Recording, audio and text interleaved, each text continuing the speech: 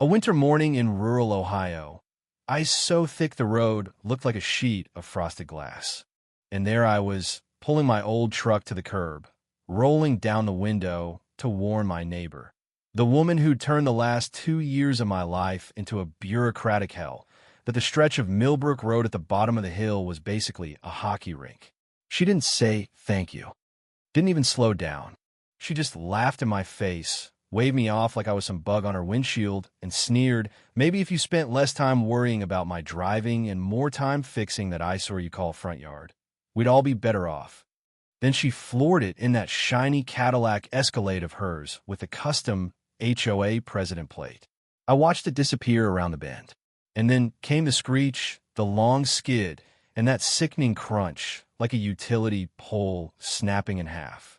Everything changed right then. Everything. Let me back up 2 years, so you get why that icy morning felt like karma showing up with a sledgehammer. My name's Garrett Welliver.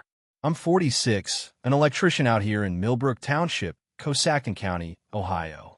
Lived in the same 3-bedroom on Sycamore Ridge Drive for 11 years. Built the deck myself, laid every stone in the side yard path by hand. One of those weekend jobs that eats 3 weekends and costs you 2 fingernails and a tweaked back. I know every pothole on this street, every spot where ice catches first when the temperature drops. Thought I knew my neighbors too, until Deardra Holcomb moved in.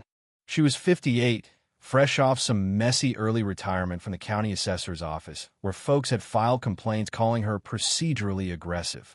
Drove that big Escalade, planted a porch flag that literally said, "This home follows the rules," and ran for HOA president inside 8 months. Won by 4 votes because most people couldn't be bothered to mail in a ballot. Apathy's the best campaign manager a bully ever had. Within 6 weeks, she fired off 47 violation notices across our 22 homes. I got 3 myself. 1 for a trash can visible from the street on a non-trash day. 1 for a mailbox post that matched every other one on the block. And 1 for a garden hose coiled on my step like it was some unsightly crime against the neighborhood aesthetic. Fine started small. 15 here, 25 there. But the letters came with all this legalese about liens and lawyers and escalating enforcement at homeowner expense. My across-the-street neighbor Dwight, a 63-year-old retired postal guy with a bad hip, got dinged for parking his own truck in his own driveway at a 1.5-degree angle. He measured it with a protractor, for crying out loud. I was angry, tired, done playing defense. Then one Saturday in my garage, hands black with oil, that sharp motor degreaser smell cutting the cold air, my phone buzzed with another fine. $35 for unapproved sports equipment storage. My 14-year-old son Cody's basketball hoop on wheels at the end of the driveway. That hoop had been there since he was 9. I pulled up the HOA rules on my phone, the ones I'd already read front to back like a guy who knows his landlord's cheating him. And there it was, plain as day in section 7.4. Portable hoops on wheels are allowed as long as they don't block the sidewalk. Flat out invalid fine. Most folks would have just paid and grumbled. I didn't. I sent a certified letter citing the exact paragraph, demanding they rescind it in 14 days, and copied Vincent Calloway, the one decent guy left on the 5-person board. Vincent's a soft-spoken engineer who took notes on everything and actually read the bylaws.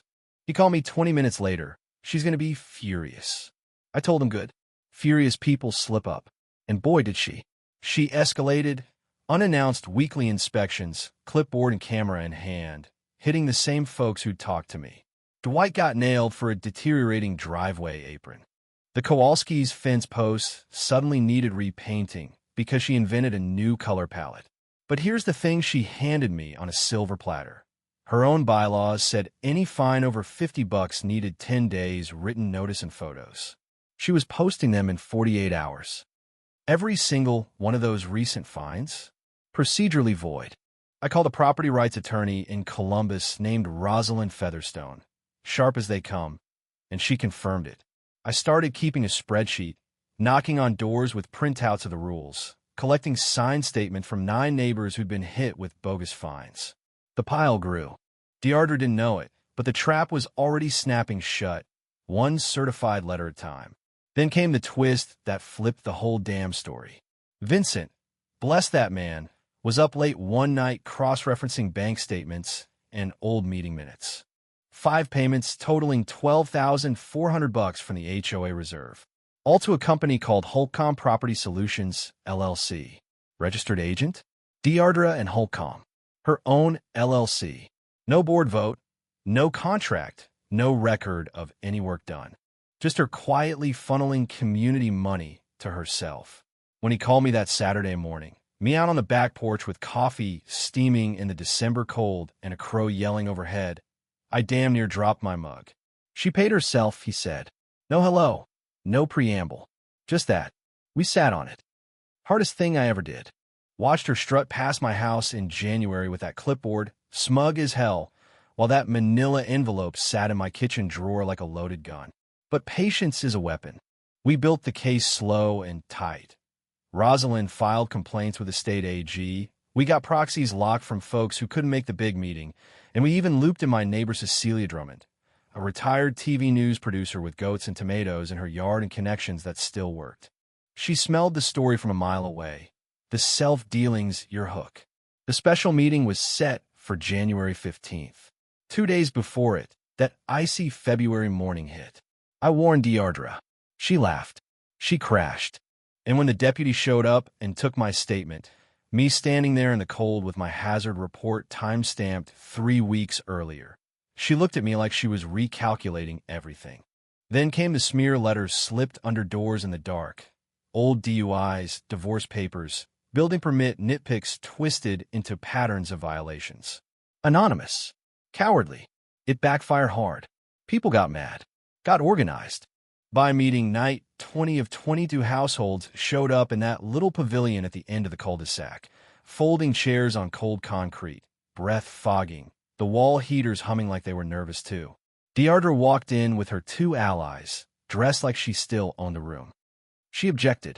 Vincent read the bylaws out loud, calm as ever. We voted. 19-2. She was out. The room let out this collective breath, like something clenched for years, finally unclenched. Then I stood up, opened that manila envelope, and laid the papers down. Bank statements. Secretary of State filing. The 5 payments with 0 votes, authorizing them. The room went dead quiet. Deardra tried the consulting services line. Vincent shut it down with the minutes. Cecilia asked the question that hung in the air like smoke. You received over $12,000 in community funds through a company you own. Without a board vote, Deardra grabbed her purse and walked out into the January night. A sheriff's deputy was waiting in the parking lot for that civil standby we'd quietly requested. A reporter from the local paper was already there too. She got her repaired Escalade, hands shaking, and drove away. The dominoes fell after that. The AG opened an inquiry. We got every improper fine reimbursed, over $4,000 back to the families. The county prosecutor looked at the self-dealing. Deardra's allies resigned. The Tribune ran the story. It got picked up. Vincent stepped in as interim president, froze the fines, audited everything, made meetings actually accessible. We even turned the recovered money into a scholarship fund for local kids interested in law or public service. First one went to Dwight's great-nephew. Deardra listed her house in April. Sold in 3 weeks. Moved somewhere central Ohio. I don't know the details. Don't need to. I repainted my mailbox that spring. Same color, no fine. Bernard A. put her windshield back up. You can hear on breezy mornings that low, hollow knock like someone's far away saying hello. Dwight still calls the road crew after every freeze, cheerful as ever. The ice stretch at the bottom of the hill got new signs and sand. Life got quiet again, but better. Looking back, the thing that still hits me is how long that manila envelope sat in my drawer while she kept writing fines, kept doing those clipboard walks, kept slipping those anonymous letters at dawn, completely clueless that the ground had already shifted under her feet. $12,000 to her own LLC. No vote, no paper trail except the one she never saw coming. She handed me the rope. I just waited for the right room to use it. Most folks fight back too soon, too loud, too personal. I kept it cold, colder than that February road.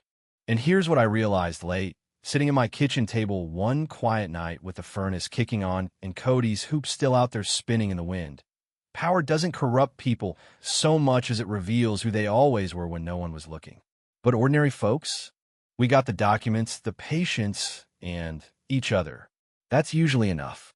So tell me, if your HOA president was quietly lining her pockets with a reserve fund while slapping fines on wind chimes and garden hoses, what would you actually do? Would you know where to start? Drop it in the comments. Was she wrong? Or did the system just let her get away with it too long? Ever had your own run-in with petty authority? Share your story. I read everyone. Let's hear it.